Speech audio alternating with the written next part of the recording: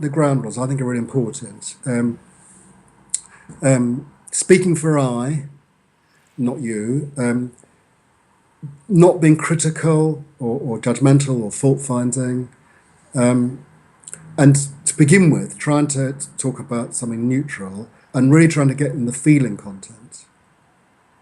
Yeah. That's what, in a sense, I would say. Well, here's what I'd like people to have a go at. You know, I don't. People do sometimes say, "Oh, I don't want to do that," but not normally about that. People normally are reasonably accepting about the ground rules. They may not be able to do it. You know, Right. Okay. Okay.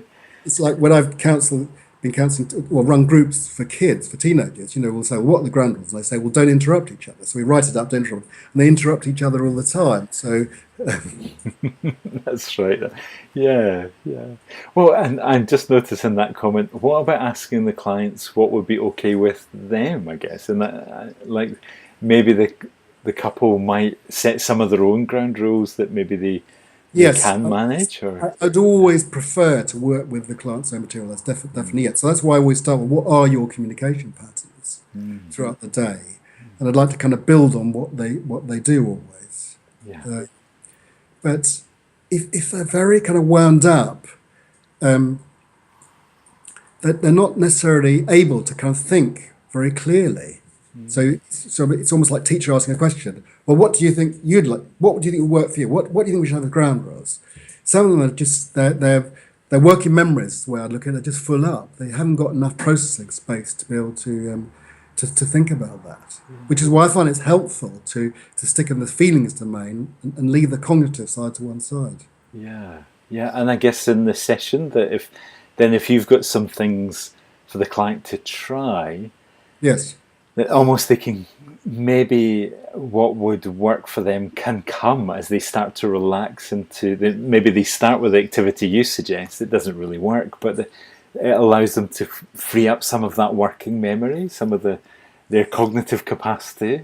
Absolutely. Well, I think that's why I think it's important that the emotional temperature is low in the room, because then I think they've got more processing capacity. When they're sort of the emotional temperature is high, one of the consequences is their memory is full. They haven't got any spare processing capacity. So I think it's come out, I suppose, the work on anger I've done with teenagers. But I think it's always a calm atmosphere is always going to be more helpful and effective than a sort of. I mean, I know it's interesting what Alan and Kate were saying. Well, sometimes people are very angry; they just got to get it out. But it's kind of not on my watch, sort of thing, you know. Right. Okay. So you would think differently about that, I Mike? think I would think Yeah. differently. So can you give us a sense of how you would think about that, or yeah, Well, as I say, usually it happens that I'm calm somehow, and I think it's tone of voice, sometimes slow. I mean, sometimes if people speak very fast, I might kind of slow my own voice down, or even put a hand signal up, kind of stop, you know. And I think that helps. I mean, once or twice people have got so angry they've walked out, but then it's really hard for them. I mean, it doesn't happen very often, and they usually come back, but then suddenly there's a lot of shame that they've kind of lost it, and then to come back, it's really difficult for them, you know.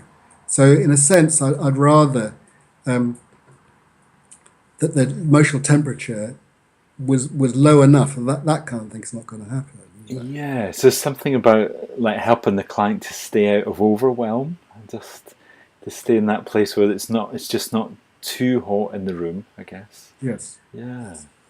I mean, there are some gender issues. This is the problem I find. Is I do counsel same-sex couples, and frankly, I really like counselling gay couples because there's three guys in the room together, and when again, there's certain things I find difficult to put into words, but there's something very good about three men being together. But most of my work is with a man and a woman, and therefore there's going to be some gender issues, and I often find myself having to think on the hoof about this. You know, I mean, I would say I do try and not take sides, but I'm in my own head. I'm sometimes harder on the men than I am on the women. I think, oh God, you men, you're not communicating effectively. This is myself. I'd never actually say this. Right. Okay. Okay. But some of your own thinking. Better, Yeah. But I realised that's no good because then the danger would be that I'd be saying, "Oh, come on, you guy, you've got to improve your communication skills." And actually, sometimes it's the other way around. It's not always one gender or the other. But actually, what I often find is that sometimes men get overwhelmed by feelings. They're not used to very strong feelings themselves, and therefore they easily get overwhelmed by their partner's feelings.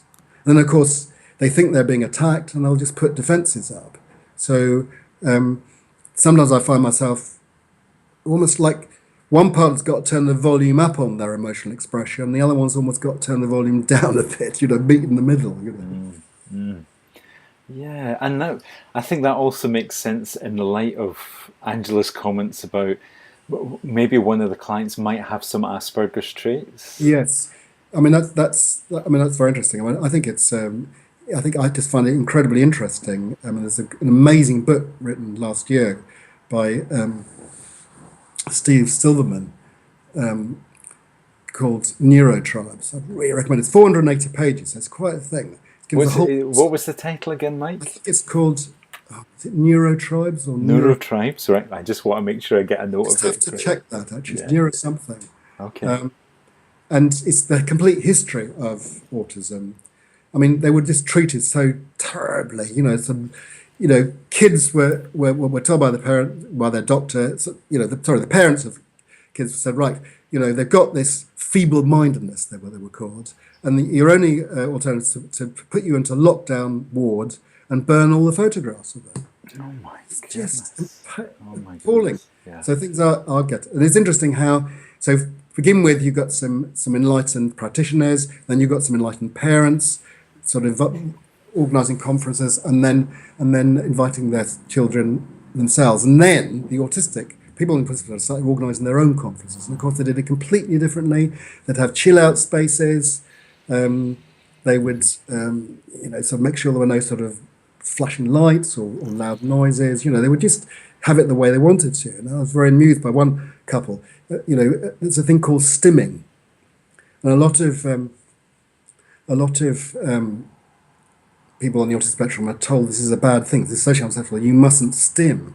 So these two, and of course, to begin with, people weren't meeting. So at these conferences, they were actually meeting people like themselves. So two of them, so they went they found a private room and did stimming together, which I thought was really great. Okay. What stimming is. Yeah. So I think Andrew's making a really good point. Things like eye contact, but whatever they're difficult. I mean, I think I just feel I'm in my infancy in my expertise. But that can be important for a therapist to hold in mind that someone might struggle with Yeah. physical contact or making that immediately upon contact. And it's not necessarily about how the person feels about the relationship, but it might be some other kind of traits, some Asperger's traits that if we were mindful about, if we understood, it could be helpful, I guess, in the partnered relationship. Yes. Yeah. I keep thinking we need to have a conference on working with the autistic spectrum, because I don't think Anna and Kate quite go on to that. I mean, obviously both of them have some experience with that, couldn't they? But, Yeah. Yeah. I'm diverging. Sorry, I'm a bit like that. Well, I can see you've just loved that book. Sandra's telling me that she has found the book, so it can go in the resource guide. Great. Yes. Oh, and Roger's letting us know it's Neuro Tribes, The Legacy of Autism, Yes, S. that's the one. Silberman. Fantastic. It's absolutely brilliant. Yeah. Great. I don't normally read books, but I just read it like a novel. So it's 480 pages, absolutely brilliant. And it's interesting that he himself is gay. So I think he'd had sort of a tuning in to another kind of minority that's perhaps a bit oppressed, really. Yeah. So it's very sensibly written, very. Fantastic. Well, that sounds like a really lovely tangent to have gone down. We've got a little over 5 minutes left, so